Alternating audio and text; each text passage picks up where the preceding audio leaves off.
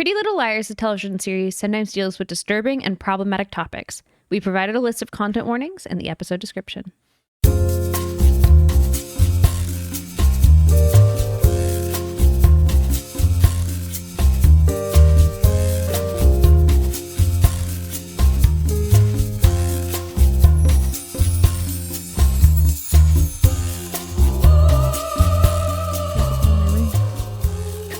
How will they know we're married? You ready? Yeah, I'm ready. Hello and welcome to Dead Ends. I'm Emily. I'm Brenton. You did not look ready. You're just in your microphone. Nope, I said it and then I immediately took my microphone.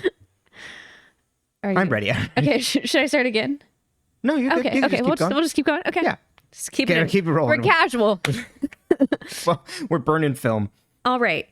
So today we have 2 new episodes of Pretty Little Liars for you in season 7. And one of them is the mid-season finale. I do feel like the majority of this episode is going to be about this episode. Probably. Because it's so fucking hilarious. Oh my God, it's so ridiculous. The moment has finally come. It is fine. That's what I've been waiting for this. Mm-hmm. There's only one more death that I'm like, if you catch it when we're watching it live, I will be shocked. Because it's like, what?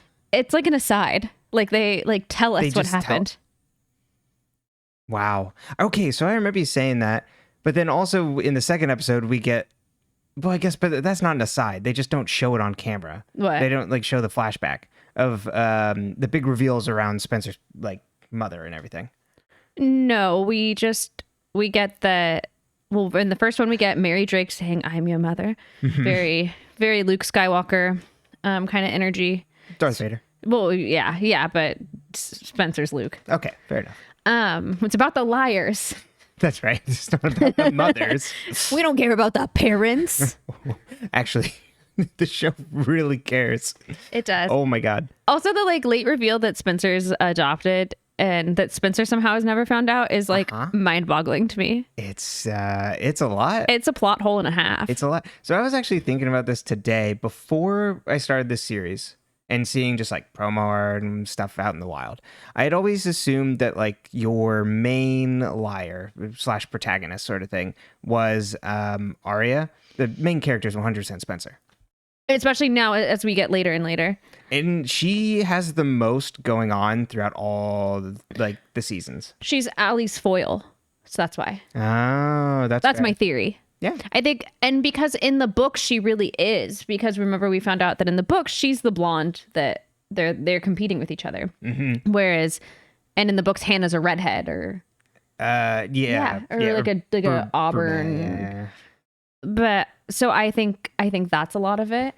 That makes sense. And they tried to kind of set it up with Hannah becoming Allie, but it's not the same. Mm-hmm.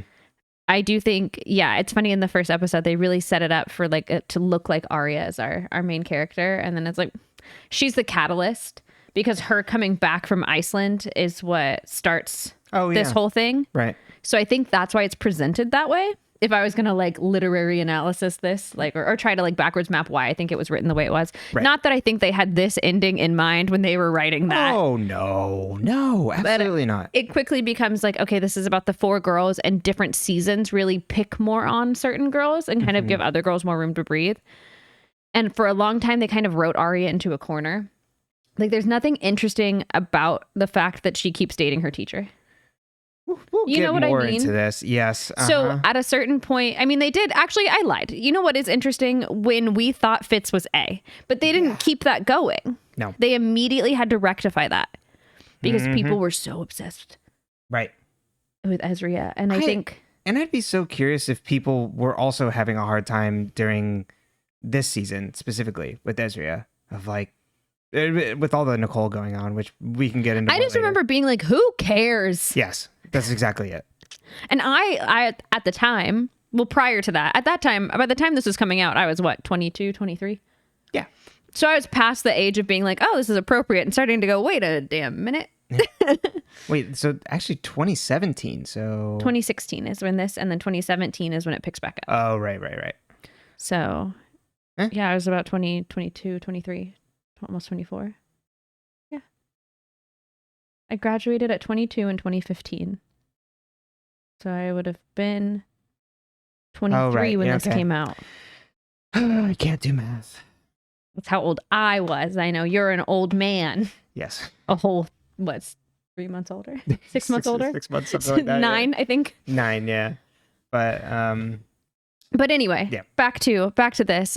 Yeah, I think if they had played with the storyline of Ezra being a lot longer, it would have actually made Aria's character more interesting. And it's really sad to me because I always really liked Aria.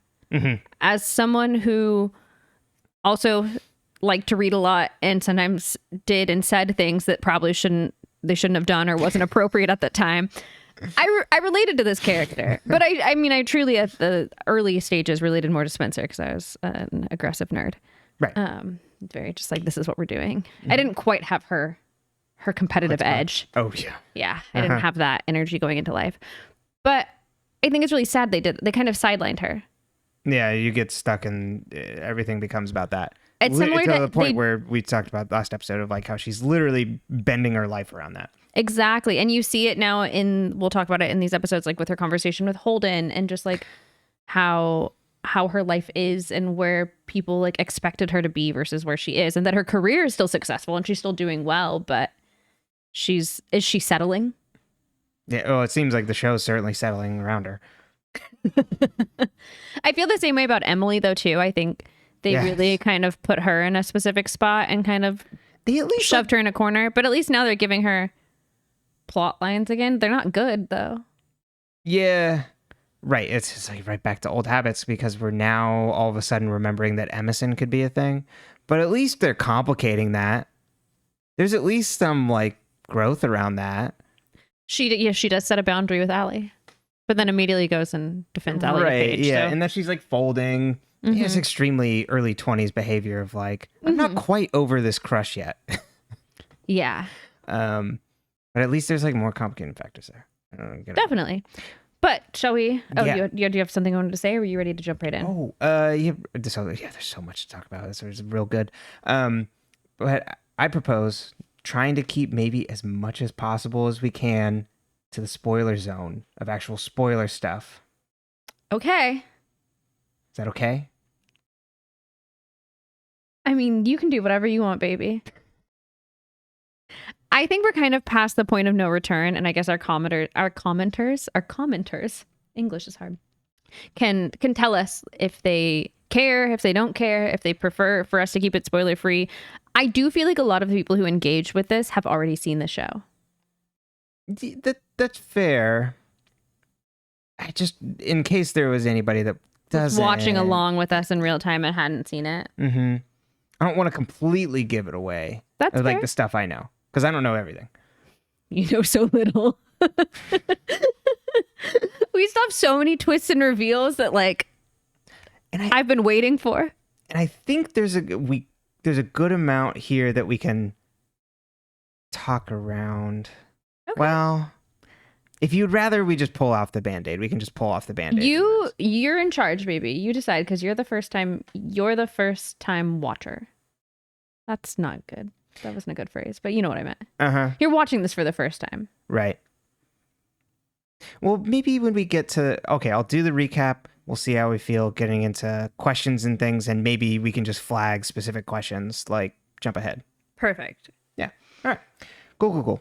Season 7, Episode 10, Episode 150, The Darkest Night. This is a good episode for 150. They knocked this one out of the park. Uh-huh. Well, and mid-season finale. Yeah, uh-huh. You get like that reveal and like, spoiler alert, Spencer gets shot and you're like... Unlike God. Ezra, you actually care. Right, and then Toby's in a car crash? Yeah, because he hit a deer. Because they hit a deer. Do you think Toby actually hit a deer? Yeah. Okay. But it's so funny that it's like this whole... Oh no, what happened to him? They hit a deer. Womp womp. So like anticlimactic. But we'll see what happens. Maybe they'll complicate this and make it more interesting. Well, yeah, I mean, Yvonne's in a coma. Yeah. But I just mean that it's somehow related to the entire thing. It's like, oh my God, what happened? It's like, oh, it's just kind of a freak accident. Like, go. Okay, not much to do with that then. Move on. Yeah, what are the odds? Yeah, and that's about all you can... I understand, like, it's critical that she's in a coma because, boy, howdy. But there... Okay, I'll get off this. We'll come back around. Everyone plus Caleb and Mona minus Hanna are worried about doing something, but we don't know what yet. It's essentially what we find out later is calling the police. Caleb tries to call Hanna, and Mona's like, why don't we just ping her phone and find her? Thank you, Mona. No answer from Hanna, and Mona urges them to all go to the cops. Because they told her the info, her and Caleb, the info about Jenna, Sarah, and Noel, and all that stuff. And Emily's like, no, we shouldn't. Mona then heads to the Radley to see if Jenna will lead her to Noel. And Spencer picks up the phone and calls 911 and says she thinks her friend's been abducted. And it's important to note they can't ping her phone because Caleb gave her a phone that's unhackable. Thank you. I didn't note that at all. I didn't even think about that. He says it in the scene. I didn't write it down and I moved right past it. Thank you for noting that. Hanna has Noel tied to a chair in the, like, I have some logistical questions about this. How did she move him? Yeah, that would really popped strong. That's a big guy. Him in the chair, ties him up. That's tough. That's all on her own. Yeah. Noel's not small. Yeah. Hanna has Noel tied to a chair in the room. Question mark on this is the Lost Woods or what? She starts the camera and pulls out a hunting knife. Hanna has a flashback to her time in the shed when she was kidnapped. Hanna tells Noel to admit he's AD, but like he's literally kind of like unconscious. He's like barely there, and she's like trying to like interrogate him. Hanna then slices his leg and stares at the blood on the knife. The police are all at the Hastings. Police are going to go to the Con Lake house to investigate. Marco wants a report when Mary's found. Toby says Jenna is still at the Radley and hasn't left since yesterday. It's apparently Toby's last day on the force, and Marco's like, we got it from here, and I'll protect the girls. Thank you for your service. Caleb gets a call from Mona and comes back in. She said, the cops questioned Jenna, and they're still at the Radley, and he's excited about this because she can't lead them to Noel if she's locked up. Spencer comes over to Marco and apologizes for not telling him about Noel the night before when he came over to help her when someone broke in. Marco says, it's okay. I did my homework the night after we met and learned all about like the trauma and things you've been through. And we'll definitely get him. And then Spencer says thank you and kisses him on the cheek. And she's like, oh God, I'm sorry for that. But he's all happy. There's a news report on the TV about Hanna being missing alongside a picture of Noel. Hanna drops a vial of Noel's blood at a lab. She pays off the doctor who says he can get her results by tomorrow. Mona taps into Jenna's cell phone, who leaves a voicemail with Noel asking if he kidnapped Hanna. Caleb then appears, and Mona's like, Jenna left him 3 voicemails. Caleb wonders if Hanna got to him first. Aria talks to Fitz over FaceTime. He says, I get why you deleted the call. No one should have to mourn someone twice. Aria offers to pick him up for the airport. He's like, no, I'll take a cab, but I'd love it if you were home when I got there. Hanna listens to the news about her disappearance. Noel is still out of it. Hanna calls someone and says, I need your help, and I need you to come alone. After commercial break, Super Nanny comes, and Mona's there and says, you should have called me first. Yes. Mona checks Noel and finds a USB in his shoe. Hannah's like, what is that? And Mona's like, you haven't spoken to anyone? Seriously? This is footage of him at the dollhouse. This is enough to put him behind bars. And Hannah's like, no. And like, this is like, if we bust him for the dollhouse, it's like busting a mob boss for tax evasion. I understand what she's trying to get at. She wants to really make him pay, but like the dollhouse was really bad. Yeah, I think that's interesting too, because it's like, no, he literally kidnapped all of your friends and psychologically tortured you all. Mm-hmm. But like Hannah's like taking this position that whatever went on at the shed, because she hasn't been able to like push that back, process it. Yeah, is like worse. And like she is at much more of like a victim. Like it's at least her own thing versus like everybody else. Like you wouldn't know what I went through. Mm-hmm. She says she needs to prove he's AD. She asks for help staying hidden for 10 hours, and Mona's like, that's the last thing you're gonna do. Paige is at the Hastings dropping off coffee. Allison is nervous from being penned up and is annoyed at Paige gawking at her. Emily's like, well, I invited her over. And Allison's like, she's using us to get close to you. Doesn't she know you're dating someone? And Emily's like, well, Sabrina and I are taking a pause. Like, I can't talk to her about this. And Allison's like, it's all over the news. Thank you. Allison just has an energy that she's back this week. She's is. Back. We love it. Emily says Paige has been through this before. She understands. Paige then touches Emily's back, and Allison's like, I'm going to be sick. Marco got a call, and at the Con Lake house, there were 2 sets of footprints in the sand. Jesus? No. Definitely a struggle.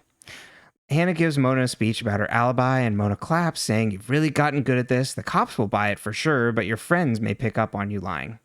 Cut to Hanna at the Hastings giving this exact same speech, plus to her friends, plus Marco. He wants her to sign a written statement about this. Caleb comes in and can't speak and is just like, "Oh my God, Hannah's back," even though Spencer is right fucking there. Noel finally wakes up pissed in his chair. Jenna is in an elevator when Mona joins her. Jenna asks what she wants. Mona's like, "Well, I'll make you an offer. Stop looking for Noel and leave the girls alone and leave town." Mona says that Noel's going to get caught sooner or later, but, that looks like it'll be bad for you, but we can corroborate that you had nothing to do with it, Jenna. Caleb brings Hanna home to Lucas's apartment. Caleb doesn't believe her story and refuses to leave. Hanna tells him she wants to be left alone and calls him a pain in the ass. And then Caleb goes on a rant about all his minor annoyances about her and that she won't admit that they will spend the rest of their lives together. And Hannah's like, "What did you say?" And then Caleb walks up and says, "I never want to spend another day without you." And they start making out. Boo. Emily crush. As I muttered to myself watching the episode, "Are you sure you're not confused?" It's not complicated this time. It isn't. Just annoyed. Emily crashes at Allison's. Emily doesn't think Hanna is telling the truth either. Allison's like, "Well, I just took a pregnancy test. It's positive." Emily's like, "Is it Archer's?" And Allison's like, "Who else?" I can't believe this vibes. She's like, "Well, I've been slutting it up around town." In between this whole murder mystery thing we're doing, I'm very busy. Been working around, yeah. Not saying that you can't be promiscuous. You can be just as promiscuous as you want. I just think these girls are booked and busy. 100%. How could you even trust someone? I can't believe this is happening. I thought we were careful. She didn't, come back to later on my theory on this. I thought we were careful. She didn't imagine this is how it would be starting a family. She thought her mom would be around, but she wasn't, and then admits that Jessica wasn't great at giving advice. Which is one of the best lines in the show. It's so good. I thought my mother would be here, even though she sucked. Jessica did indeed suck. Emily says you don't have to make a decision right away, and I'm here to help. Aria makes dinner. She leaves Fitz a message that there will be cops at his door when it arrives, so don't freak out. Marco stops by Spencer's to say he placed an officer at every one of their houses. He brought dinner, though. Spencer invites him in, and he got her exactly what she likes down to her drink order. Spencer asks how he knew. Not cubed ice or whatever. Or cubed, not crushed. I can't remember. It's something very specific like that. And Spencer's like, "Oh, how'd you know?" He's like, "Well, your friends might have helped me." A friend, yeah. If your friends helped me. Suspicious. Spencer asks if it was Toby, and he's like, "Well, I'm not a snitch." Hanna and Caleb have sex. And Spencer has the most pained look on her face. Allison and Emily watch an old black and white movie. Allison cries and Emily's like, "It'll be okay." Allison kisses her and Emily pulls back and is like, "You're really vulnerable right now." And Allison's like, "It's not why, I promise." They then kiss. Aria calls the airline because Fitz hasn't come home when she sees on the news they found Nicole. She then sees Fitz walk into frame, hug, and kiss her. And then we get a confirmation that she's been gone for 3 years. Just to wrap back around on our question marks on the timeline. Toby's outside fixing his truck. Spencer comes over to say goodbye. Wait, yeah, so she's been gone for 3 years. Mm-hmm. That doesn't make any sense. Does it? And he just got sick and got sent back right before. All right, because remember at the beginning, Byron's like, "Oh yeah, he got sick and got sent back home." Byron tells us that about Ezra, so that's how we know Ezra's in town. How long has he been in town? Yeah. And how long ago did his first book come out? Because how long did they give him to write the second one? A long time, it seems. Or did they not sign him for a second one until maybe he pitched a second one later? Maybe because it was a standalone? Was the first book... It was already out when Aria was hooking up with Jason. Which is 4 years. No, she was just graduating college. Right, 4 years. 4 years ago? 4 years after, sorry. Oh, yeah, 4 years after high school. So 1 year ago from this. Yes. So then Nicole's gone 3, so that would leave 2 more years of Fitz sorry. I'm so confused by this timeline. That would leave 3 years of Fitz and it'd be 2. Yeah. So maybe his book would have come out in those first 2 years after she graduated when she was in college. Yeah. So why would anyone still be talking about it? And also, why would Jason know who the publisher was, like if it wasn't new. Right. Yeah. Why did Jason know? How long did Fitz tour this book? Maybe you tore books longer than I thought. I guess you tour books until people don't want you to tour them anymore. Fair enough. I never thought about it, you know? Yeah. That's what they say about bands, too. Yeah, I don't... Because he wouldn't have toured the book after Nicole, because he was all... Sad. Nicole got captured, yeah. Yeah. Which, I mean, you know, fair enough. So yeah, that means that in the first 2 years that book came out and he toured it. Yeah. And then he must have had some sort of deal for the second one.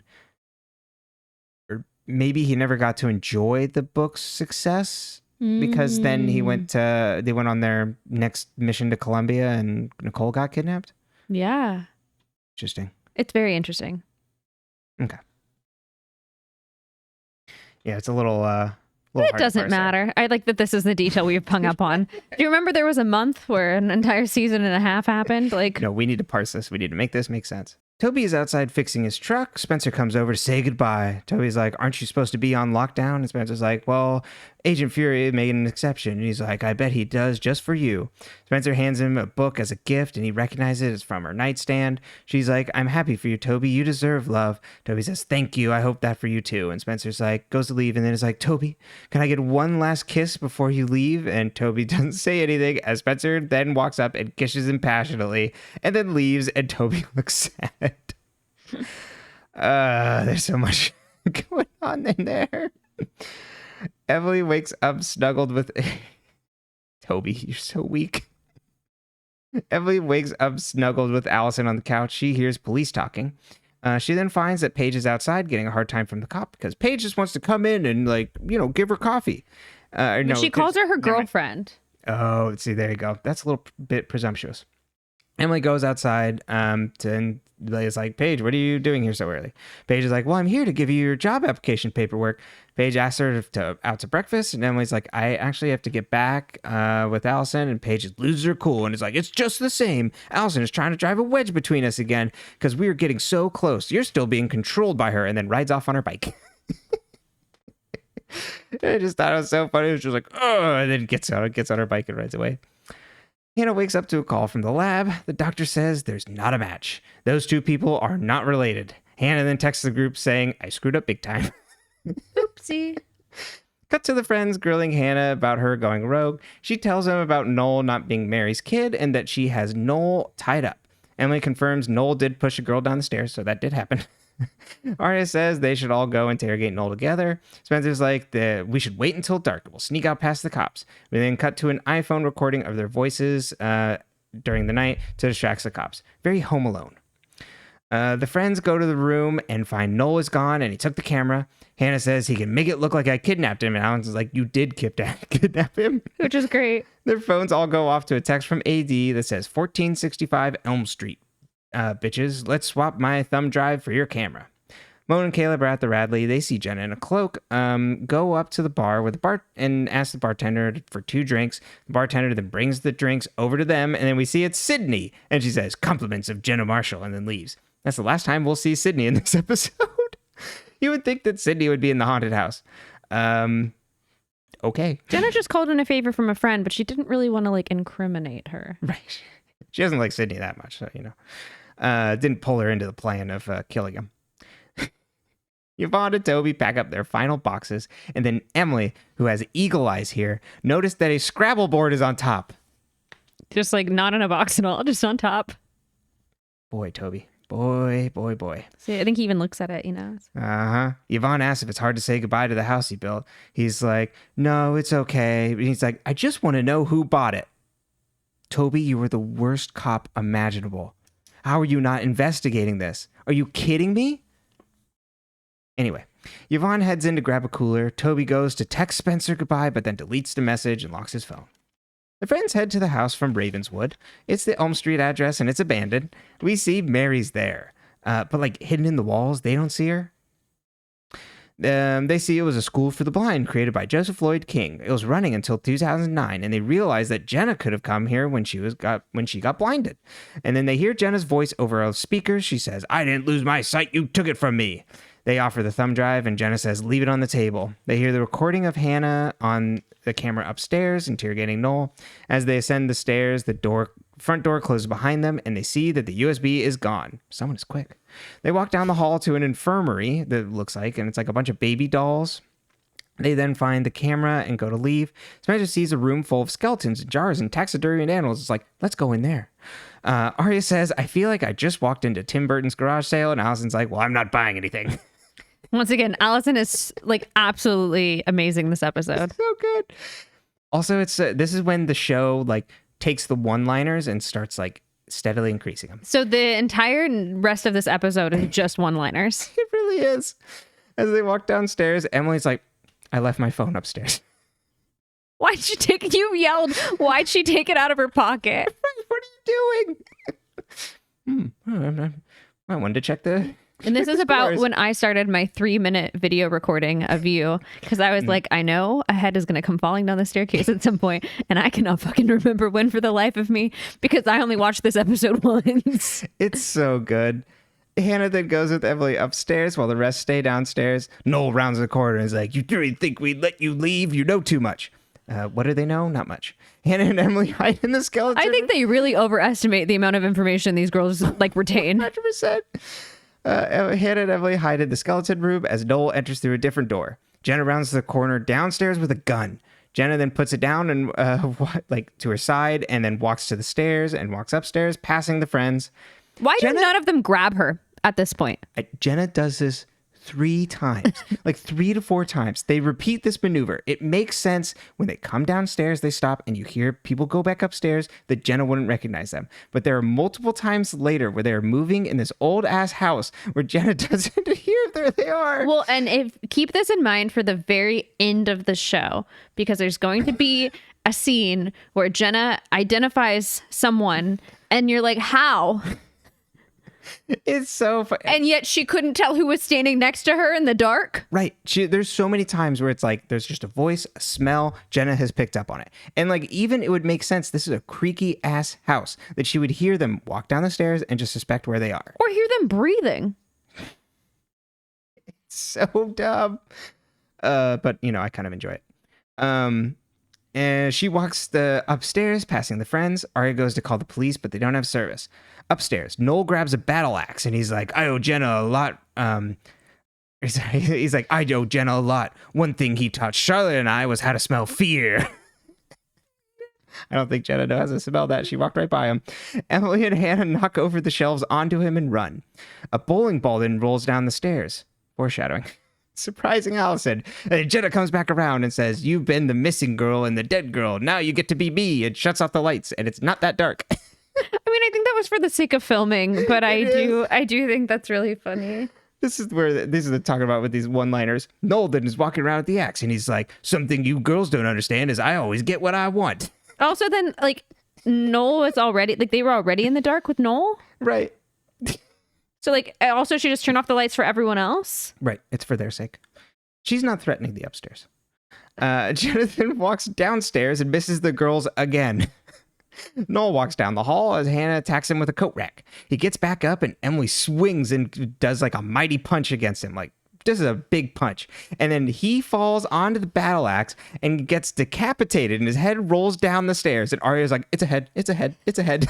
It's like, oh my God. And then they go and run away. Jenna rounds the corner yelling after them and like kicks the head aside.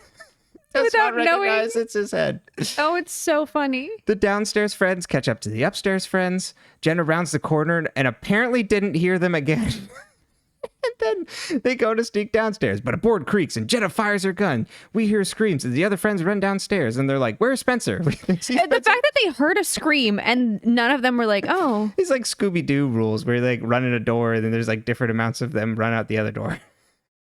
We see Spencer got shot in the chest. Jenna follows her into the room and says, "This is as much for me as it is for Charlotte." Someone comes in and tackles her and knocks her out. We see that it's Mary Drake who picks up the gun. Mary then comforts Spencer and sings a lullaby to her as someone else moves unconscious Jenna. Mary cries and says, "Please don't leave me. I would never hurt you. I'm your mother." Spencer passes the fuck out. As one would. We see an ambulance driving, and they come into the Kavanaugh. They come onto the Kavanaugh truck, crashed into the woods. We see Toby and Yvonne passed out and bloodied in their passenger seats. Toby did not have airbags in that truck. That's it. Nothing's deployed. Jenna's in the back of a van. She wakes up and asks who they are, the person that took them. She asks if they shot Spencer. Jenna then realizes, like, "Oh, you're AD," and we only see someone in a hoodie. The end. Okay. First and foremost, for my ACOTAR girlies, we really get a Hanna trying to be Azriel scene at the beginning. She is so, I am spy master. I'm in my all black outfit, which should have been red flag to all of them, number one. Why is she wearing all black? Has Hanna ever worn all black? Right. Where are you going, Hanna? Where are you going, girl? Suspicious. What's going on? Do you think any of the girls believe her lie? We know Emily doesn't. No, I don't think. I think they're all in exactly the same place as Emily. Is like, except for Allison, who's like, that's bullshit. Yeah. That's absolute horseshit. Do you think Caleb thinks she was lying too? Yeah, 100%. Because he's like, that doesn't line up and I'm not leaving. Yeah, but then he doesn't get the answer out of her. He just hooks up with her. Yeah. Okay. Yeah, he's like, well, it's fine. We're back together. We'll uncover this later. Even though the better relationship there is Mona, because who does she call when she needs help? Who else would you call but Mona in this scenario? Fair enough. Right. Who can you trust? That's right. Mona. Exactly. But yeah, this is exactly what I was talking about with like Prisoners, that movie. This is exactly. Speaking of Mona, did she let Noel out? How did Noel get out? I don't know how. What was Mona's side of this? I don't think Mona let him out. Okay. I'm assuming someone came and got her. But where was Mona? Like, wasn't she supposed to be watching Noel? What do you think the deal was there? That's true. Well, I didn't think Mona did anything wrong. Fair enough. Unless she Hannah's not mad at Mona, so I assume, Yeah, that is a hole here, though, is what was Mona supposed to be doing? Yeah, she's like, I got my end. I guess, yeah, Mona just is like, you need to go and then you'll come back for Noel later. Because when he wakes up in the chair, he's by himself. Yeah, so what was Mona supposed to be doing? What was her responsibility there? What was Mona's job? Yeah, I guess just coaching Hanna. She's a liar coach. Mona and Caleb publicity. Sitting there having their coffee before Sydney walks over. My favorite part of that scene is that Caleb pours milk into his coffee and then Mona's. Mona only puts a sugar cube in Caleb's coffee. It's really good. It's so funny. It's good. Like, oh, he needs a sugar. I thought that was hilarious. That she would know exactly what he wants. Yeah. I Thought that was so funny. Why do we think Sydney is there? Is she just helping Jenna? She's probably part of the plan, but not important enough to like. It's so funny that they bring her in to do this because then she's not in the rest of the episode. Maybe she'll pop up later again because she's been close with Jenna on this. But I guess just to like, it's like, okay, actually, Sydney, you have a very important job. I need you to like pretend stick to be it me. Yeah, exactly. And really stick it to Caleb and Mona, who think they're so fancy with their big tech stuff. I mean, like, was Hannah's plan good? No. Was it fun? Yeah. Yeah. What's a little torture in the morning? That's it's not really torture. I mean, she just takes his blood. She's like, I'm going to prove that he's Mary's kid. Gets the results back. I should probably tell everybody that I kidnapped Noel. Fair enough, though, She's like, well, I'm caught. I did appreciate the Allie anti-Paige energy because it was a great way to set up then that they were going to reveal that she was pregnant because it's like, oh, she feels nauseous. Like, oh, this makes me sick. Right. Like, oh, my stomach hurts. And they're like, oh. Guess what? She's pregnant. It's so it really is so unfair to Paige, actually, because like this is the girl who like terrorized her, like literally terrorized her, but also kind of on Allison's side here. And how Paige puts off such bad vibes. Paige puts off the worst vibes now that she's come back too. And that like What happened to Sabrina? This is what I'm saying. Why couldn't we have just kept Sabrina? I'm not happy with any of the relationships happening Or right Samara? now. Like, I'm going any S name that Emily dated is probably better. I hate that, like, Emily has decided that Sabrina can't handle this. Or she doesn't want to, like, drag her into it. Yeah, I guess if she doesn't want to open up to someone else about it, and it's, like, safer if I just go back into Paige, which Well, is, I think it's also to protect that person, whereas, like, Paige was already a part of this before. That's true. Yeah, I think maybe that's like the story she tells herself. Well, and Paige is a willing participant because Paige knows what this is, whereas like Sabrina cannot consent to learning. Does you know what I mean? Right. Like in her head. I don't agree. I would just tell Sabrina because I can't keep my fucking mouth shut. But but also if I was one of these girls, everyone would fucking know. Oh, absolutely. I would. I can't keep my own secrets to save my life. Don't tell anyone.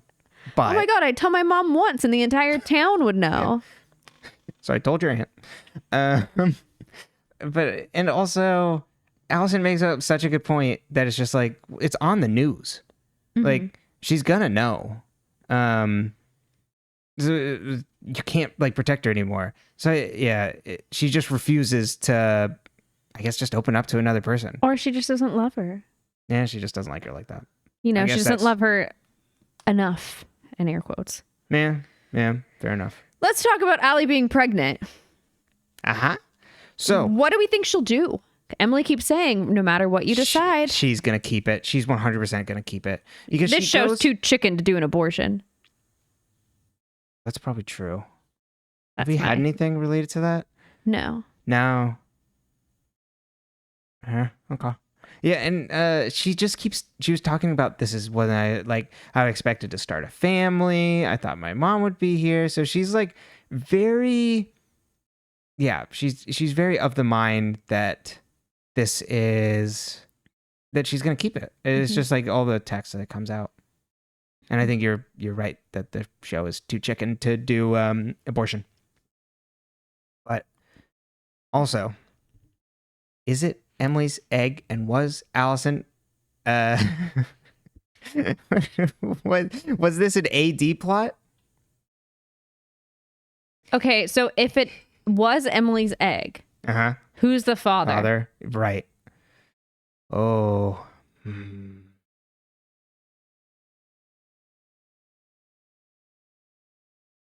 Oh my God. I'm trying not to go to.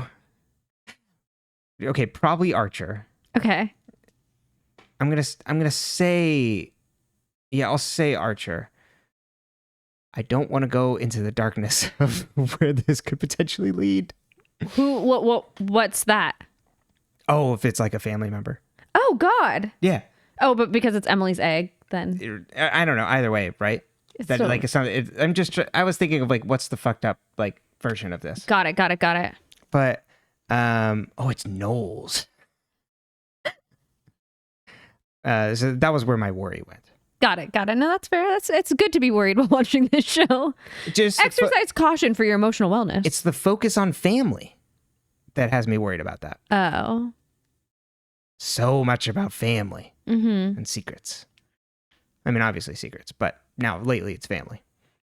Let's talk about kisses.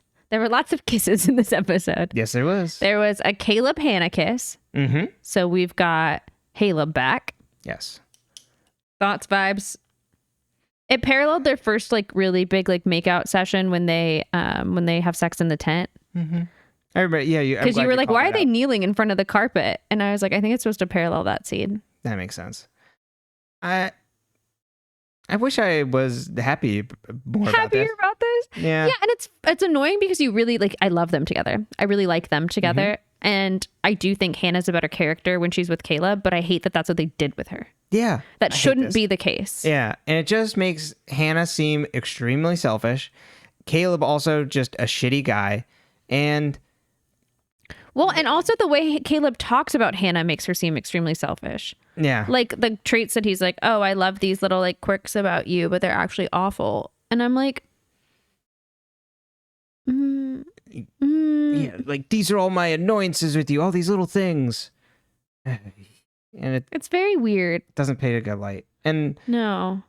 just it's a collateral damage on Spencer. I hate that they have this like reunion of like this like love where they're like both staring at each other across the room of like all that passion and yearning like spilling out because she's safe. And Spencer's standing right fucking there. I hate it. And she's like, already, the last time this happened, I lost him to you. And now you've done this to yourself. And I have to watch again. Yep. It's disgusting. It's horrible. Yeah. Yeah. Okay. I am upset at every single one of the liars' relationships this week. What about Emerson? I've never liked Emerson because I think Allison's such a manipulator that like it gives off the just bad vibes. That's and absolutely valid. Yeah. And I think love my menace. I don't want to date her. Absolutely not. And the way that Allison does it to specifically Emily, it's preying on that like Emily is loved into her. her. Yeah. So you get it back around in the next episode where she's pushing Emily away, and Emily's like, "You always push people away," and then like eventually confronts her, and Allison's like, "I don't know. I could have been just manipulating you because I was lonely." So, which I think is an interesting path, but I don't like them as a couple. You know what I mean? I think that I'm glad they at least tease that out, that like Emily's starting to grow and realize that this person is manipulative in their lives.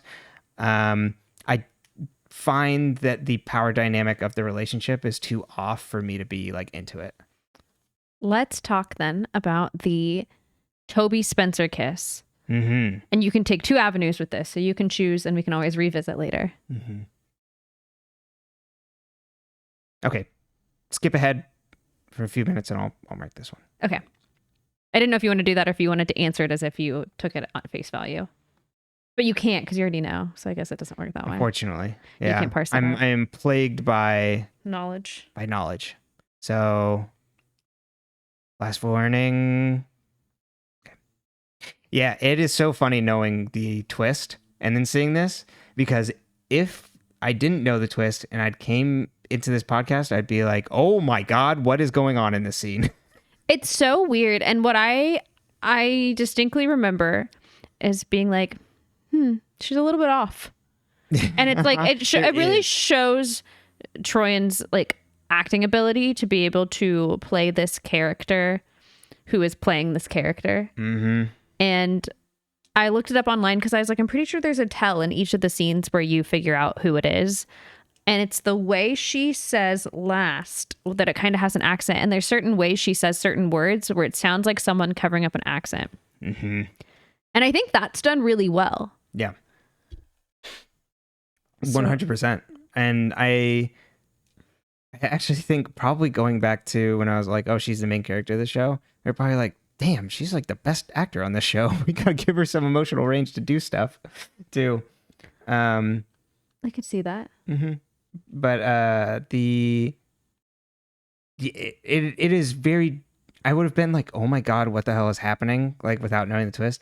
Knowing the twist, it's like, oh, that's juicy. Isn't that juicy? Mm-hmm. Mm-hmm. And especially that Toby is just like goes along with it. You stupidest flop man. This man is such a flop. I would like if I found out that like one of your exes was like, oh, let me kiss you goodbye for old time's sake. No. I'm engaged in this scenario. Uh-huh. And we're leaving town. There's so many things that Toby is just like, oh my God, you gotta break this off, or like just have some more self-respect. Speaking of Toby, did you have more? Who bought Toby's house? Oh, and welcome back for non-spoiler related things. I think we're probably good at this point. Yeah, I mean, it's obviously got to be AD. It's obviously AD, and I can't believe that any of these people, they're just Toby is the dumbest man alive to not have like warning flags just like radiating off like a random buyer of your house. And he knows that like Archer's out there potentially. Like he doesn't know that Archer's dead, right? Mm-hmm. And he like that there's like things going on, so that you should be aware of like shit going down. So maybe you should be a little bit more on the money. I've like worried about like why would a random buyer not tell me who this is and buy my house? Valid. So we assume his truck is totaled, but will Yvonne be okay? Oh, the truck Spencer bought him. Yeah, it's gone. Well, we don't know that. They could fix it. That's true. Just like their relationship is totaled. I think Yvonne will eventually be okay. Not after Toby slips and falls down a few more flights of stairs. And Spencer's lip catches fall? Yeah. Okay. Or something like that. Or just like trying to like be with Spencer while Yvonne's in a coma. That's like I would bet money on it. I'd bet a lot of money. Okay. That he's just gonna continue to be just such a flop man. Absolutely Flop valid. Kavanaugh, that's what we call him. Why would Jenna and Noel take them to the school that Jenna went to? Doesn't that seem like a really bad way to draw a parallel to like make them know that it was you? Yeah, that's fair. But there's a lot if they killed them all, which is like what the goal was, which we'll discuss later because I'm confused on why. Why would you do it somewhere that's associated with you? There's something poetic about it, right? You blinded me. This is where they sent me. Yeah, but that's how you get caught. Yeah, but they've got all these. They've got one-liners put together. Like they have a plan, and they're gonna do it in style. And like, ooh, wouldn't that be juicy? But yeah, I mean, you look at that and you go, who attended school here? Jenna Marshall, interesting. Where was she that night? What's Jenna's motive to kill all of them? I have no idea. They're like, you know too much. They don't know anything. Specifically, she shoots Spencer, and I'm like, okay, well, maybe like the Toby thing, like. Oh, I think she's just trying to shoot one, and then she just happened to hit Spencer. I get them all hating Allison. You know what I mean? But all of them? Oh, sorry, one more time. Like, I get Jenna and Noel being like, oh, we want to get rid of Allie, because like Allie's done some shit, and she's got some blackmail, and she, Yeah, absolutely. But yeah, you're right. All of them, it makes no sense. Because unless AD is planting some sort of... Do you think AD told them that they killed That's the Archer? way I'm rationalizing this in my head, because otherwise I don't think it makes sense. Because what do they know? Nothing. They just know that they are getting close onto their tail, but like the friends have no concrete information on whose Mary's kid is. Before this reveal, what Noel and Jenna are even doing. I guess maybe this is reaction to Noel being kidnapped, which fair enough. But it doesn't seem to be the case. So I think we can safely assume Noel and Jenna were not working with AD. I thought you were about to say it's safe to assume that Noel is dead. This is a death in the show that I feel very concrete about, actually. Yeah, it doesn't seem that way, or at least they had maybe been working with AD but never seen. Like where Mona is working for A but doesn't know who A is. So was it AD that dragged Jenna out? Yes, that was my guess. And where is AD taking Jenna? The Black Lodge from Twin Peaks. That's really what it looks like in the next episode. Just a black void. I don't know. I really don't know. I don't know what the plan is with Jenna. I don't either. What are you gonna do with Jenna? Okay. And then they give Jenna like information. I don't know. Let's talk about Noel's death. Yeah. Was it worth the wait? Oh, absolutely. That was so good. I thought when he picked up the battle axe, I'm like, he's gonna fall on it, and he did, but not in the way I thought. I thought he'd get like, you would see like it was like in his back, like he gets like pushed back into it, but no, he falls back and then his head goes tumbling down the stairs just like the bowling ball. They literally roll his head down the stairs. It's so good. That's good. That's good. And they do it like they get around like without it being too graphic too, in fun ways. It's still a head, but like because it's like this like prop head, it's like kind of goofy, which is it works for it like 100%. And they don't show it like is actually being like decapitated or anything. You kind of see the body at some point. Yeah, it's good. It is very good. That's top tier. That's the best F on the show. So Emily's kill list is now Lyndon James and Noel. Yeah. Honestly, got a she's been mean doing right the hook. Lord's work. Absolutely. She's got rid of 2 scumbags off this year. Earth. Hanna hit Archer. Aria killed Shauna, allegedly. Mm-hmm. I really think Shauna shouldn't have been dead. Yeah. I thought Shauna should have gotten up and walked away. Like, Yeah. I kept waiting for Shauna to not be dead because that to me never made any sense because that was 2 feet. Right. Unfortunately, Humpty Dumpty is very fragile. Yeah, it was wild. Spencer's killed? Nobody. She thought she killed somebody. Yeah. Spencer has not killed anyone and yet has the most grievances. Mm-hmm. Has been through the most. And is continuing to be through the most. 100%. God, her family reunion is going to be so messed up. Speaking of that, how do we feel about Mary Drake going, oh, BT Dubs, I know you're dying, but I'm your mommy. I'm your mom. It's so ludicrous that there's this like late stage parenting reveal. And I love it. I'm so here for it.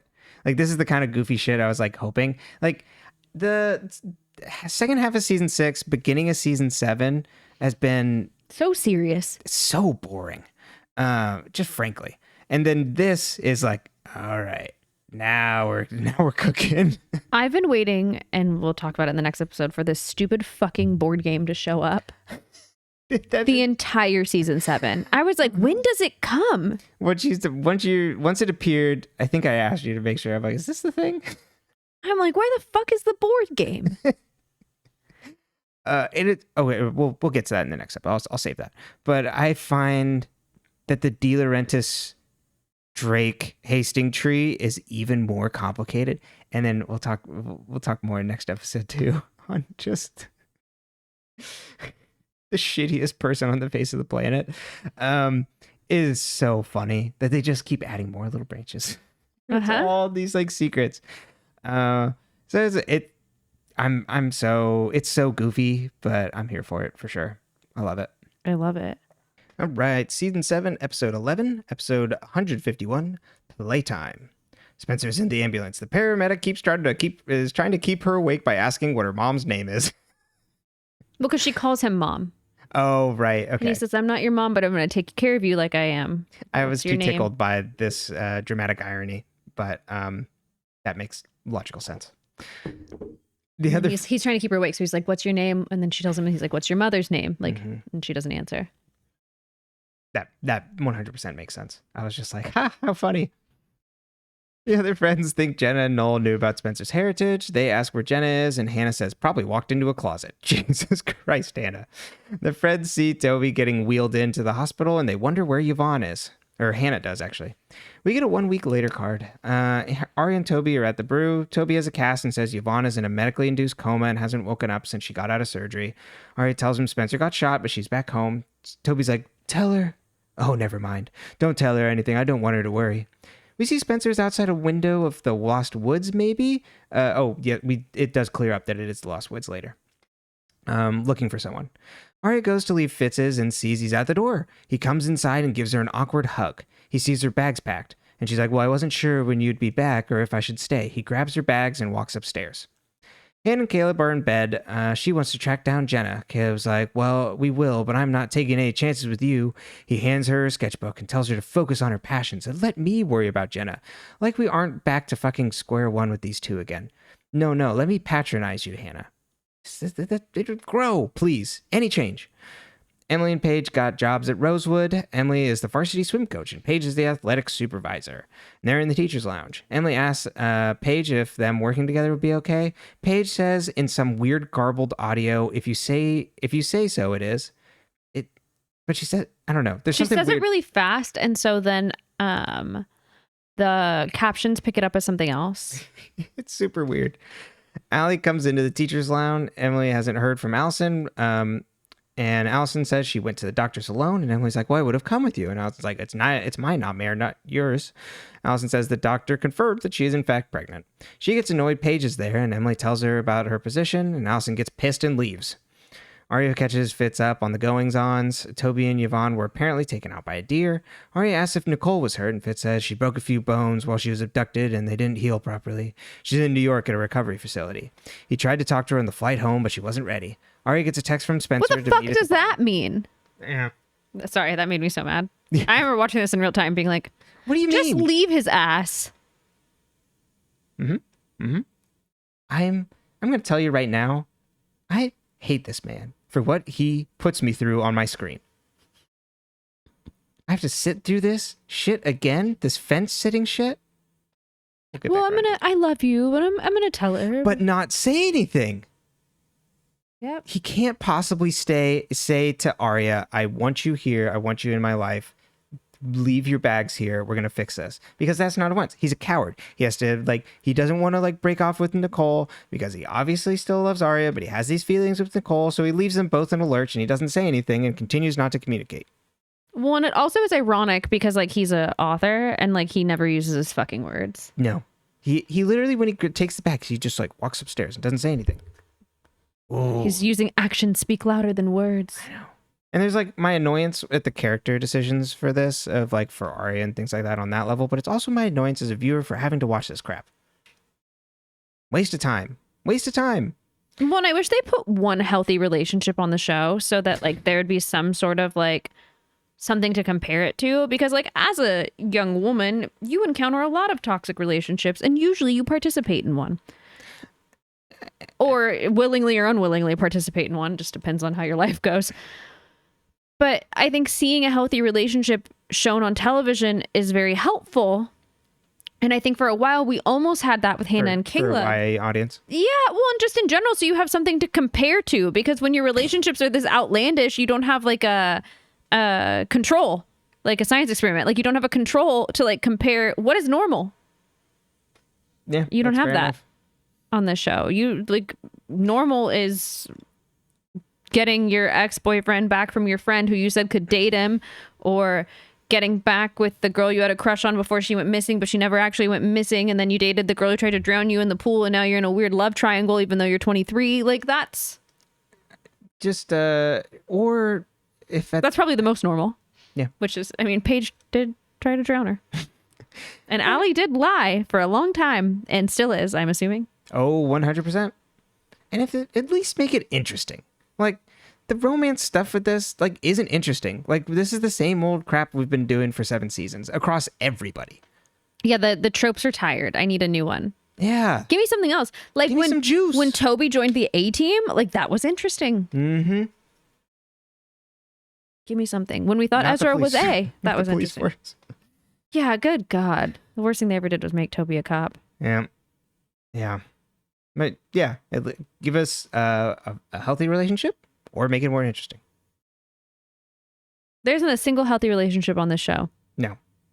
Even the parents. And I understand it's like a soap opera, right? That's just kind of the genre that you're playing with. Mm-hmm. But also at the same time, it'd be nice. There's nothing that says you can't have one. Yeah. Anyways. Regardless. Yeah. Ugh. The friends are all gathered at the barn, and there's a giant box with a bow on it. The tag says it's playtime, signed AD. Spencer said it was there when she got back from the Lost Woods. Spencer says maybe we mistakenly assumed Jenna and Noel were AD and they had their own thing going on. Correct. They opened the box to a board game of Rosewood with their own figures in there. It even includes the secret tunnel. There's a phone on the board that lights up and says, "Endgame, bitches." Okay. Sorry to interrupt the recap one more time. This is the picking the smallest nit imaginable. This is not actually important to anything. But the fact that they keep labeling everything endgame when there's no in-universe explanation for why this is now the finale of all the games. This is just a signal to the viewers, we're finishing up here. And yet everybody keeps going, endgame. I'll step off my soapbox theory for as no an reason. watcher or a viewer at the time was that it was because A's plan was to kill them. Kill them. Or end. There would be no more games because there'd be no more pieces. Right. But yeah. But they say it a lot. They even end the episode with Jenna saying it. It annoys me, but it's, like I said, I'm picking nits here. Hanna wants to destroy the game, and Spencer thinks Mary's a liar and wants to prove it. Mary's a liar about her parentage and wants to prove it when her mom comes home tomorrow. The game is called Liar's Lament. Spencer says if it's endgame, there's only a few pieces left to play, and for now, they shouldn't do anything. Aria and Hanna catch up after about Fitz, and Aria's worried Fitz didn't tell Nicole about them, and Hannah's like, continue planning your wedding anyways. When Fitz, like, is ready, he'll, like, come back, and he's gonna move on from Nicole. That's just gonna happen any day now. Okay. Ask me how I know. Ask Spencer how I know. Don't go to Hanna for advice, especially on this. Ask Spencer how I know. It just got up to me. Allison and Emily catch up. Allison asks Emily if she asked like the school to hire Paige, and Emily's like, no, I did not do that. Allison is annoyed at everything, and Emily's like, you're not alone. And Allison's like, you wanted me to tell the others, don't you, about my pregnancy? And Emily's like, I was just talking about me. I'm here for you, the one that's like super interested in you. Allison tells her it's not her problem and dismisses Emily, and Emily leaves angry. Mona gets food with Hanna. Mona says, too bad about Noel. Actually, not really. She looks through Hannah's sketchbook and tells her to submit to the Philly up-and-comer competition. She's like, all you need is a marquee body to show off your designs, and like starts taking pictures of the designs. Hannah's like, what are you doing? And Mona's like, do you trust me? Hannah's like, no, sometimes. And Mona's like, well, make this one of those times. Spencer catches up with Marco. He makes sure she's okay and asks if she's caught up with Toby. She's like, no. He asks if she knew Archer was connected to Jenna and Noel, and she's like, no, I didn't. Well, she's technically at the police station to give a statement. I had put catching up, and then I realized what was happening in the scene. Marco says they knew when they knew he was pretending to be Rollins, and we think the person on the run isn't actually Archer. He pulls out a gun for her to identify, and Spencer's like, yes, that's what Jenna shot me with. And Marco's like, well, interesting. This is a 45, but you were shot with a 22. Which means that there were two guns there, and one is still missing, just like Jenna and Mary. Hanna and Aria are wedding planning. Wedding planning, and they're at a venue. Holden then rounds a corner, not in a gi. Hanna steps out. You were so mad that he wasn't wearing a gi, and I was like, okay. I mean, like, let's think about the context of the scene. Aria sensei. Hanna steps out to take... Did you ever take karate? No, I didn't. Okay, didn't think so. I just would really like this Orientalist white man. Hanna steps out to take a call from Mona. Holden then says, this venue is my sister's business, and I'm the chef here, and asks who Aria's getting married to. Aria says Fitz, and Holden's like, no kidding, and they say high school romances don't last. Holden then offers to give her the tour. Emily talks to a teacher about Allison and Paige, about being on the same committee, and like how this would, there'd be friction. And then Paige walks in, is like, there's no further conflict. We'll be okay. The bell rings and the teacher leaves, and Paige's like, you don't have to protect me from Allison. If you think you have to protect Allison from me, you're not paying attention. Holden takes Aria through the wedding options, and Aria doesn't have any answers. Like, oh no, I don't know if we want the reception here and things. He's like, well, let's just keep going. Hanna meets Mona at the Radley and tells her to be, and Mona's like, be cool no matter what happens. A girl walks in and introduces herself as Catherine Daly, the daughter of their senator. The New York senator. Oh, New York senator. Okay, I missed it. Hannah's like, I voted for him back when I lived in New York. Thank you. I heard the voted for him. She's doing a fundraiser and wants to wear one of Hannah's designs. Mona says, come by her studio later. And Hannah's like, yes, my studio. Spencer comes home and finds Veronica is back. Peter had problems with his passport, so he couldn't make it back yet. Spencer tells her about Archer, Jenna, Noel, and the Kavanaugh car crash in quick succession. Is like, do you want a drink? Veronica's like, well, how are you, Spencer? And it's like, it's going to depend. It's the first time in history anyone's asked that in the Hastings house. Spencer is like, it's going to depend a great deal in the next few minutes. And she's like, Mary Drake. She's like, so Mary Drake. And Veronica's like, where is she? And Spencer's like, missing. Veronica's like, what did she tell you? Spencer's like, well, she said she's my mom. And Veronica's like, well, she's clinically insane. And Spencer's like, that's not a denial. Veronica lawyer household. Veronica recaps and says she got a knock at the door from Jessica. They hadn't spoken in 5 years since Jason was born. She said she has a sister that Veronica had never heard of before because Mary was in Radley, and that she was pregnant, and that this has happened before, but this time they know who the father is. Peter was apparently in a restaurant when he thought it was Jessica who walked in, and he's like, you know what? I'm going to step out again. Spencer says... It doesn't count if it's the same person. My God. Spencer says, Dad did this to you again and you let him? Veronica says, a woman was going to have a baby in Radley. The baby would have been adopted and I didn't want that child disappearing. She stayed with him because they had made something. And like for Melissa and you, Spencer's like if were you there when I was born? And Veronica's like, close by. We get a flashback. Peter walks up in the trench coat from when we see the baby was handing over, what Emily was trying to like gently point out to me. Like, did you see who that was? And then hands Veronica a baby. Back in the present, Spencer's like, you're not my mother. And Veronica's like, no, don't say that. I am your mother. You know that. Spencer's like, everything I know came from lies, and walks away. Aria and Holden are walking downtown. He was thinking about her when he saw her on the TV news and was going to ask her how she is. But then Fitz walks up and he's like, hey, I need to go to New York because Nicole's parents called me and they need me back up there. Goodbye. Holden's like, who's Nicole? Hanna gives Catherine dresses to try on. Hanna says, I'd love you to wear something of mine. Catherine's like, well, done. Have your boss lady drop the details. And Hannah's like, my boss? And then Catherine's like, Mona. The school staff and Caleb is very perturbed by this. The school staff have a committee with Paige leading the meeting. Allie grills into Paige on leaders like, wow, you're just jumping right in, leading the committee, even though like, most people wouldn't like think like that. Someone like this, you're just much more timid, start a new job. But look at you, you're just taking charge. And it's like, this isn't what you used to be like in school. Do you remember? Like, we just couldn't figure out where all this aggression came from, right, Emily? And then Paige is like, I remember you too, Allison. You were pretty unforgettable. And the teacher steps in, Miss Horowitz, and is like, okay, let's go for a break. And then Allison's like, oh, only if Paige needs one. And then Emily yells at her, stop this. Or shut it. Spencer sits in the barn and gets a text from AD. Want to get closer to your mother? Play the game. Spencer sips her wine and opens the box. She grabs the phone as the game lights up. The phone that's attached to the game. The game is called Phone Home. She puts the phone in the middle slot of the board. It lights up with truth or dare. Spencer's like, dare. Why? Me never. I think it's like because she goes to go to truth, and I think it's like, maybe this is all a mind game. Uh-huh. It says, visit. I really wonder what it would have done if she had chosen truth. It says, visit a sick friend, get a reward, and there's a picture of Toby. Spencer sees Toby sitting alone in the hospital, walks over. They catch up. Toby says, maybe it's finally over. And Spencer's like, maybe. She asks about Yvonne, and Toby's like, she's not doing good. He blames himself for trying to leave with her and leaving Rosewood, and that's what'll happen. And Spencer's like, well, you can't blame yourself. And he's like, maybe somewhere else, but this is Rosewood. Spencer's like, we'll all get out of here at some point. And he thanks her for coming and holds her hand. In a bobby bag. Pretty much.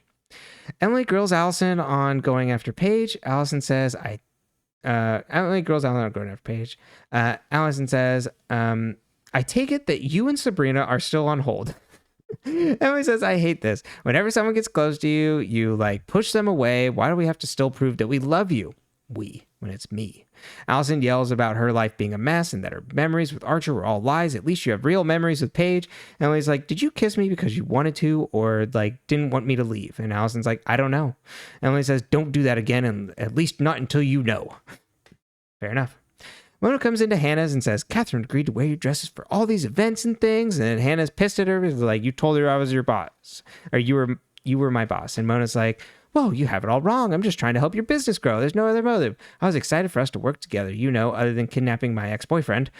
Hanna makes her reverse course and call Catherine, and then Mona does. Spencer comes back to the barn, finishes her wine, and the game lights up. The phone says, here's your prize. Something slides out of the side, and it's an envelope addressed that says, for my child on the front. She opens it, and there's a puzzle piece inside. She sees it fits into the slot where the phone was in the center of the board, and that there's, obviously place for more puzzle pieces. She also finds inside the envelope a letter from Mary. It says, it wasn't supposed to be like this, but people like my sister and the Hastings deserve to be hurt. I'm sorry you had to be born in a madhouse, but I'm not ashamed of you. Amongst other things, and it's signed, your mother, Mary. Spencer's asleep in the barn as Veronica comes in to wake her, but she doesn't. She sees Spencer with the envelope and the letter, and Veronica just tucks her in. Emily sees Paige in the teacher's lounge. Emily says, I talked to Allison, and you should expect an apology. I want to explain why she's acting this way. And Paige is like, don't do that. Like, don't explain things on behalf of her. It's demeaning. Emily says she's been through a lot. And Paige is like, you know how she's always the victim? And Emily's like, I don't know who doesn't need rescuing from time to time. And Paige is like, well, some people make a habit of it, and other people make a habit of rescuing them.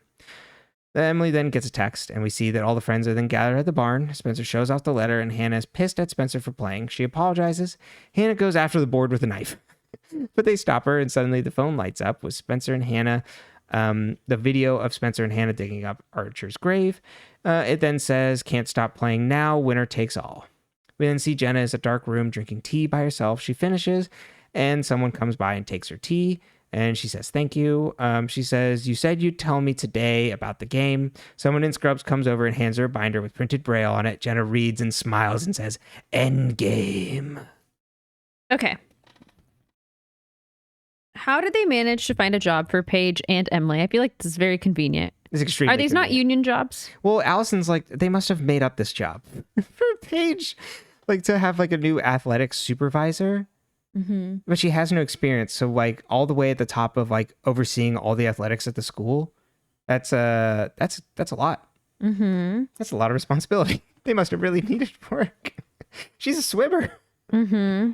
Let's talk about the Allie and Paige pissing contest in the teacher meeting, because like that's how you truly know these people are in their early 20s.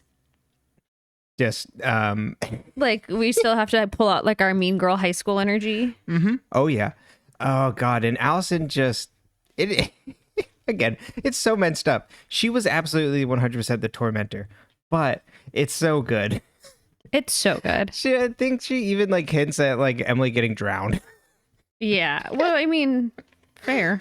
And then Paige. Me too. And Paige can't help but bite. Because obviously this is the tormentor coming back to rattle you again. And you finally feel like you have some upper leg on her because like you were with Emily and Mm-hmm. And it's like, I just need to act calm and collected.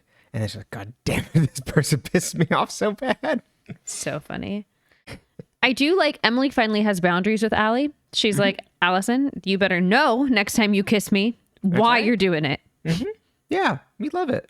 Because except that she leaves it open. Like I would have been like, "Okay, bye." It's not. Yeah, baby, Can't quite close that door. But she's the only person, again, with all these relationships that's like, there's like some sort of growth happening here, even though Emily's kind of already, she backtracked to then come back on this. Yeah, and then she turns around and defends Allie to Paige. Right. And then she's like, well, she's going through a lot. It's like, she's always going through a lot. This is Allison we're talking about, which, to be fair, Allison is always going through a lot. And Yeah. this is a pretty big thing. Yeah. Not gonna lie. That's This one's less self-inflicted than most. yeah, this one's awful. Truly. Hanna. Let's talk about Hanna. Is Mona trying to con Hanna? Was she trying to get in on that business, or was she just... Well, I mean, not trying to con, but like, she's trying to get on the business, baby. But like, listen, maybe go into business together because, like, you know, she got things done. Mona knows people. Mona has connections. Yeah. She called in on these connections and things. But I do like Hanna having boundaries to Mona too, because I think that's a cornerstone of a healthy friendship. Mm-hmm. And so I like the idea that maybe we're heading in that direction. Yeah, it has never been better between these two that we've seen on screen. Because, you know, they were doing, she was still shady as hell, even though with their, you know, back in high school, like, and they were friends. But now it's like, okay, like, we can still do these things. I did this thing for Hanna. And I just love how much Mona is ride or die for Hanna. But it's like, also just has to like put her own little controlling thing in there of like, yeah, I'm the boss. But like, you're so good, Hanna. I never said I was the boss. She must have just assumed it. Mona totally did. But, you know, we don't. Oh, you totally think she did? Oh, yeah. My client. Mm-hmm. But, you know, I think she just wants to, like, you know, do things with Hanna. I don't think it's, like, malicious. Okay. And of course, Caleb is immediately like, Yeah. I hate her. They're fighting for her. Right. It's very romantic. Except, like, on Mona's side, it's, like, 100% not. So it's like, Caleb, back down. Mona's already won. Mm-hmm. Yeah, right. Exactly. Who did she go to again? Holden learns a new skill a year and apparently is a chef at his sister's, like, wedding business.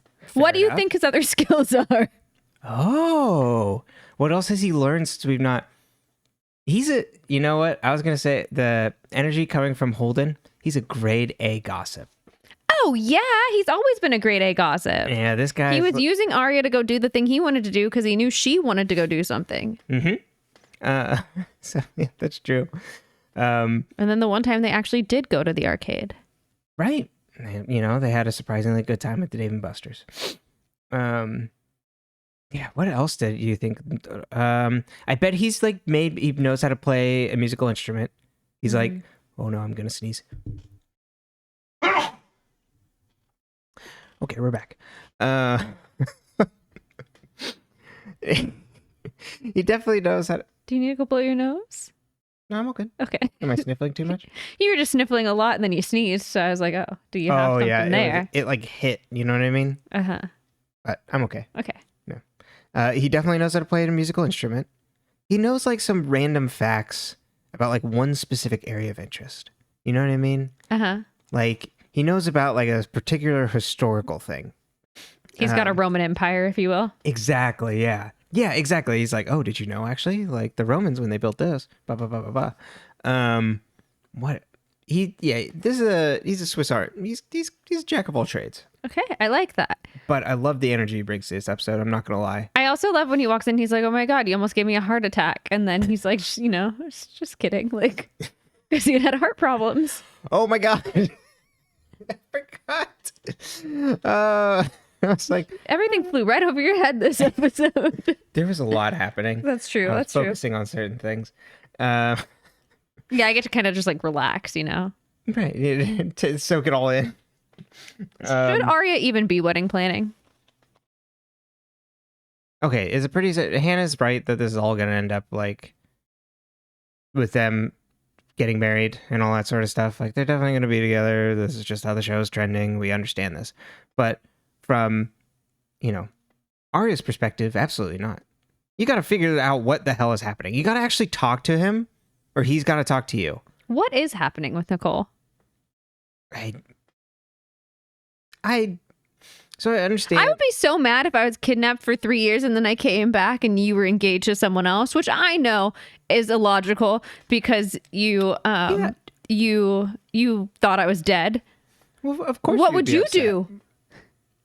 What do you do if you're like engaged to someone else, but like the person you loved came back? You have to move on with where you are in the present. Like, you think so? Yeah. You would abandon me like that? If I thought you were dead? Yeah. And then I came back. I mean, I don't know if I would like date someone else if I thought you were dead. So, I mean, there's just that. You would just be alone? Yeah, maybe. It's fair. Yeah. I wouldn't want to go like, pick something up. I don't know why. Pick something up. A relationship. I'm not talking. Okay, hold on now. That made me think of that scene in Dairy Girls, which if you haven't seen Dairy Girls, by the way, it's the best television show I've ever watched, like bar none. But there's a scene where they're talking about the girls are all talking about going to like pick up guys, and then the one boy in the group, James, is like, can we pick me up a girl? And they're like, pick you up a girl like she's a piece of meat. Like she's a thing, James. I love it. But what I meant is a relationship. That's what I meant by it. Let's be safe here. But it's terrible, and I think that's the tragedy of the thing. But you moved on. There's like there's a new thing in your life, and it really sucks for the person that is now back. But was your new person had to process and move on? Just your eternal consolation prize because you couldn't have what you really wanted? I mean, that's fair, but. But here's the thing. You have to make a damn decision. Well, you have to communicate. Yes. I think that's the key piece. Uh-huh. And I understand if he was like, Aria, I do feel a certain responsibility that she's back. I'm committed to you, but like, give me some time and I'm going to have like, as we navigate this and I break it to her that like, my life is in a different place and I'm committed to you. Or I'm sorry, Aria, we got to end this. Nicole's back. I actually committed to this. Either way, it sucks. It's terrible. And that's the tragedy of it. But when they don't communicate, I want to die. And it'd be more interesting if we had like a more morally sound character experiencing this. Well, okay, that. You know what I mean? Because 100% Ezra's true. like not morally ideal. He's not even morally gray. He's just like not ideal. No. Yeah, there's, from our perspective, there's just way too many red flags. Yeah. So it's like, why do we've been down this road. Why do we even want to give him a second chance? But it makes me think of, I don't even really like this movie, but it makes me think of Castaway. I'm going to spoil the end of Castaway, the movie from 2000. Uh-oh. Where he comes back off the island, and his wife is like remarried and has like a new like family. Like since he's been gone, and it's like this tragic. That's like the ending. It's like tragic that like he comes back to his life and like everything's gone. If life's not there, yeah. But like that's what the end is about. She has to She communicates that to him, and because he goes and visits her, and it's this heartbreaking scene. And I think that's, you could get at the root of something here if you have characters pinging off one another. But if you don't have characters pinging off one another, you just have them isolated and go, oh, I don't know, which sucks. I don't want to have to sit around and like see Aria go like, maybe, I don't know, and just like sit on her hands. I'd rather have like a frank discussion so then you can explore different things. So then she go be a Jason. That's right. Go be a Jason. And listen, that man's got a lot of baggage. Tie yourself into that Delaurentis Hastings family tree. It's growing by the day. Get that test though. Double check on your ancestry. Then she'd be sister-in-laws to Allison and Spencer. Wouldn't that be fun? Yeah, I'd be down. Yeah. I mean, I'm already married, but right, exactly. Just in case you didn't know. I understand. Jason, he's had a rough go of it. But, maybe he's on the upper side here, and he's got his Jesus hair now, so. Yeah, I'm not sure about that. Can you cut it? Okay. Okay, but real quick, if we're going to map this back. So, Jason and Spencer we did this in a previous episode. But are half siblings. They have the same dad. And then Jason and Allison are also half siblings. They have the same mom. Wait. I mean, we'll talk about this in a minute. Okay. Where's the missing gun? Yeah. Where is the missing gun? And who was someone trying to shoot Jenna, or were there two people both trying to shoot Spencer?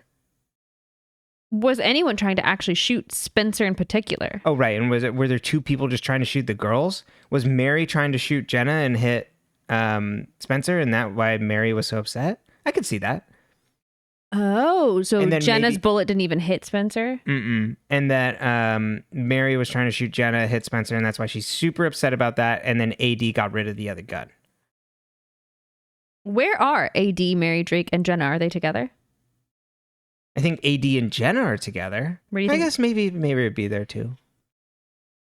In my theories on this. Where are they?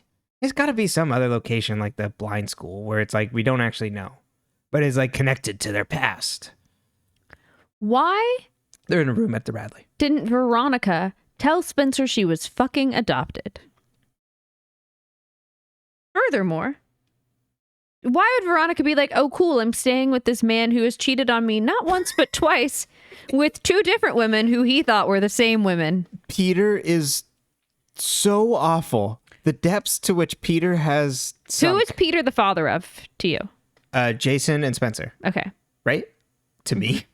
You had theories about who. Oh, yeah, I think that was it, right? Who do you think Charlotte's father is? Oh, I thought also potentially Peter.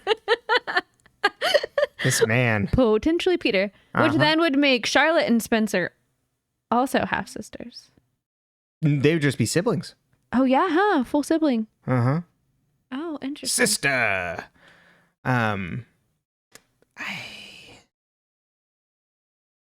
Yeah. I think Peter might also be related in there. I don't know why she didn't tell her. Okay. I think it's the same reason that she stayed together with Peter. She says, we built something. And I think that's that image of the Hastings, quote unquote. And she's not going to do that because of that whole like keeping up the Joneses, being rich. Here's our image. I'm a high-powered lawyer. I'm married to a high-powered lawyer. And we're like taking on the world. And we can't. How would they look if we adopted this child? People would be asking, who is the, do you know what the parents is and things like that. And we don't want to have to. Looks an awful lot like Peter. Yeah. Oh, there. Yeah. Melissa looks like Lee, and this one looks more like Peter. Wonder why. That'd be great if Veronica was also stepping out. and Melissa is someone else's. The show's not over yet, baby. That's right. See if Melissa comes back around or if she's forever in the UK. I have a spoiler question. Okay. Everybody skip ahead if you don't want spoilers. Ready? 3, 2, 1. Did Peter know about the twins? Yes. Okay. Absolutely. 100%. Does Veronica know about the twins? No. Okay. Because I think that was the specific piece of I wasn't there at your birth. Mm-hmm. That is going to like help negate well, we any... saw in the flashback though from the doctor handing the baby to Peter outside in the hallway. We did not see what happens to the other one. Yeah. So do you think Peter even knew there was a second one? I think he does. Okay. Peter fucking knows. He's so despicable. He's so evil. And it all happens off screen. Mm-hmm. Like, Peter's never on screen for all the shady shit that he does. Okay. Yeah, so I think the other baby went maybe to went with someone to the UK. Okay. Spoiler zone is over. Welcome back. Spencer in the game. Spencer's having the worst luck. Why would AD send Spencer to Toby? It's so good. Just to torture him a little bit more. Just to make Toby do something stupid. Twist the knife. Yeah, she's like, and also just to put Spencer through hell. Because Spencer has not been through hell enough. But especially over this guy. And then just poke Toby a little bit so he does something stupid. She's, AD's looking at this and going like, Toby's stupid enough to do so. This boy. Speaking of AD, how did AD get the letter from Mary Drake? Was that letter intended for Spencer? I guess should we? Oh, I hadn't thought about that. Maybe we'll talk about more in spoiler zone / theory corner. Okay. Oh. Uh-huh. And most importantly now, what the fuck was that Jenna endgame scene at the end? And what is she reading in Braille? And what information are they giving her? It's like information on the game. Okay, so are we... This was my other theory and annoyance about Endgame, is that this was all orchestrated all the way back to Mona, that Mona is copying off some sort of... They're going to retroactively... What's it called? Retcon. They're going to retcon everything that like AD has been setting up all these little clues for them to follow along and pick it up as the other A's. But now I'm the top of the chain and I've been guiding this all along. That's what I think is what the end game is. And that what they're giving Jenna is like it's like, here's the pieces of the puzzle of like how I've like orchestrated this like magnificent scheme. So somehow AD made Mona be A? Yeah, or like didn't make Mona be a like guided Mona to be A. That's what I'm wondering if they're doing. Okay. And I'd be really annoyed if that's what it is. Has everyone Jenna dated died? Oh, let's see.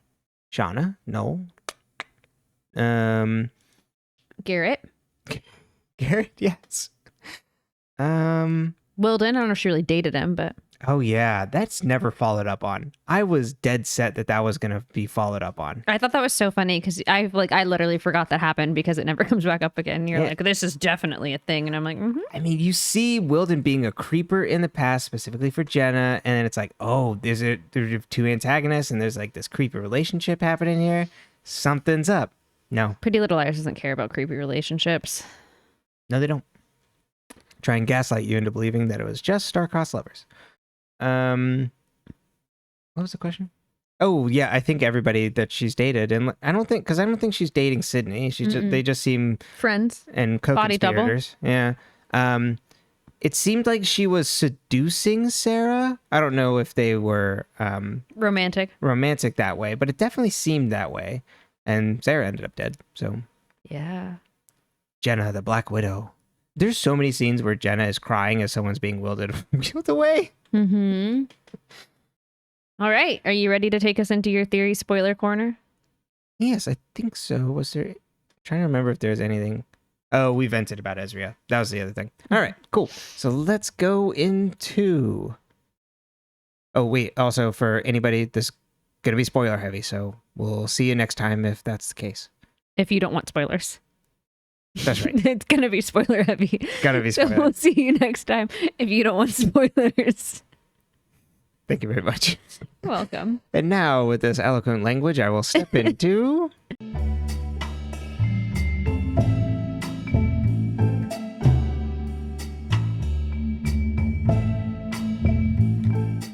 Spoiler Zone Theory Corner. Welcome, everybody. Yeah, there's too many juicy details not to be like, oh, okay. Not to like go into spoiler things here, because since I know things, but there was another piece that I wanted to bring up, another scene where I think it's AD and not Spencer, and that's when everybody's gathered in the barn grilling Spencer about the game. There's like specific mannerisms that I don't know if it's intentional, but maybe I'm reading too much into it, that Spencer's kind of displaying there, of kind of like not like, it's more of like shrug and kind of like going along with things than... Interesting. Yeah. So I think that's AD in that scene, pretending to be Spencer. Okay. Okay. So we know Peter is the father. Peter had an affair. My God, multiple times. And like you said before, it doesn't count if it's the same person. Double jeopardy. He's keeping his body count low. Oh God. I mean, well, we don't know that. And so it does seem to lend credence that the AD plot is related to Mary's letter of the Hastings and her sister deserve to be taken down, right? And so that's where somehow Mary got out. Similar to how Charlotte was getting out of Radley, and then pretended to be Jessica, and then she said, so these tunnels and things, maybe Charlotte learned about from Mary. Maybe Mary had like left these things for Charlotte to like pick up on. Either way. And then I don't know who the specific person is that AD gets adopted into, whatever that family is. But I do think they were spirited away to the UK, and we have a dark parent trap situation between Spencer and AD. Without the fun dances and things. There we go. I love it. Okay, so I do think this like vengeance quest is about getting revenge on Hastings and Delaurentis and things. The game, I do think, is still about trying to uncover Charlotte's murder and getting revenge, but also now that we're like literalizing the game as an actual game and not just quote the game that A is running, it's still wanting to do it. There's, as they've said before with like Charlotte and Mona, it's like there's something alluring about the game, and so that'll come back up of like how exciting this game is. And if it does end up being that AD had planned every single games and A's all the way, then excuse me, that this is something that like even the meta structure of planning the game was like an allure to be able to like do this and manipulate people and be the smartest person ever. What else? I was looking up scenes that were AD. AD and Spencer. Mm-hmm. Well, I guess it doesn't matter since I know the twist. Was I right? No. Oh. You were right about the kiss scene. Yeah, which makes but sense. there is one that has happened that you haven't. Oh, really? Said. And it happened in a kind of recent episode. And I wonder if you could figure it out. It's Spencer doing something that you're like, why is she doing that? It's not looking in the Lost Woods, is it? No. Okay. It wasn't one of these two. Is it like, okay. Oh, interesting. I wonder if You literally call it out in the podcast. You're like, she's doing this and it wouldn't make any sense if you didn't know the twist. And I'm like, well, it doesn't really make any sense if you know the twist. And then I was like, but it... is it when she's looking at the family photo album? Uh-huh. That's so funny that's actually AD. Mm-hmm. So AD is inside the Hastings house looking at the family photo album. That's at least what the Reddit thread said. That's so funny. We'd have to go back and watch it. Yeah, it'll probably... Well, and then maybe in the future, in the last episode, it'll be like, yes, and I was looking at this.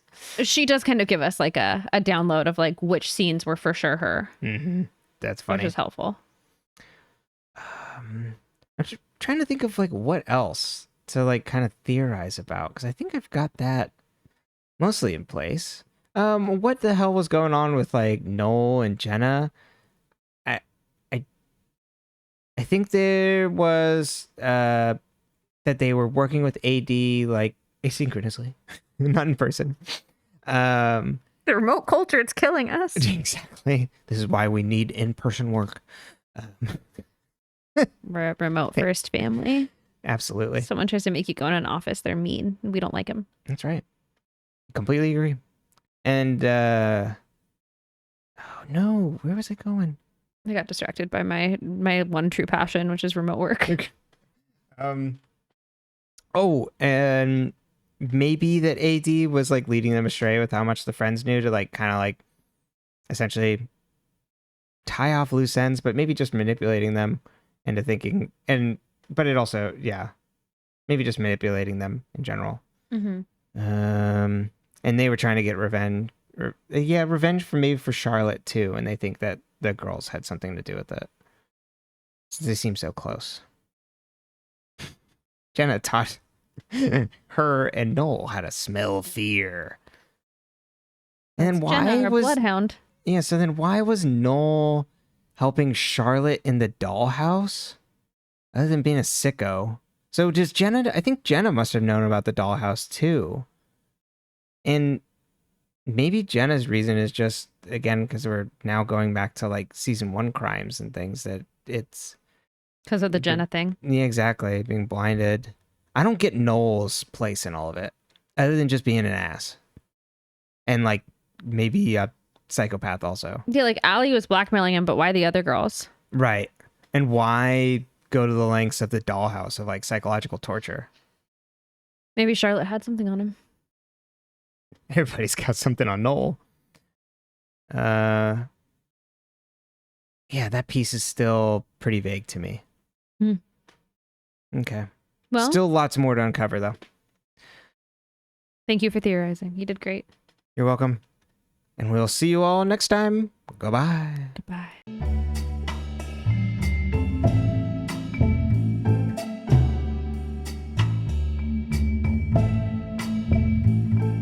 Well, any final thoughts? No, these are fun episodes. The bowling ball head rolling is 10 out of 10. So good. So good. 10 out of 10. Yeah. So I really hope we keep this energy up to the rest of the season. We don't have much left. No, we've got 9 episodes. And 8 episodes. Wait, no. Oof, God. Nope. Did my math wrong. 5 episodes of this podcast. I was like, why are we doing 8? Doing 1 an episode from here on out, except for 1. Oh, well. I was like, oh, we do the last one by itself, so 8 episodes. We have to go because Brenton can't do math anymore. No. But you can find this podcast on all your audio podcast platforms of choice at Dead Ends. You can also find us on YouTube at dead_ends. You can like, comment, subscribe. We like to hear from you. It's always great. Tell people if you like the podcast. We're a humble little podcast. You can also send us your emails at deadendspcast@gmail.com. Oh, if you have specific like topics or like fun like categories or things for the finale episode of like, you know, our favorite characters or favorite episodes and stuff like that, or like best A. I don't know if there's like other things in there that'd be fun. You think would be fun for us to discuss? Let us know either in email or on YouTube comments. Well, we're still here. And we're gonna find out everything. And who else dies? yeah, I'm very excited. There's more death to come. Especially one off screen. It's an off-screen death, and you'll know it when you see it. If you hear it. Okay, love you. Bye.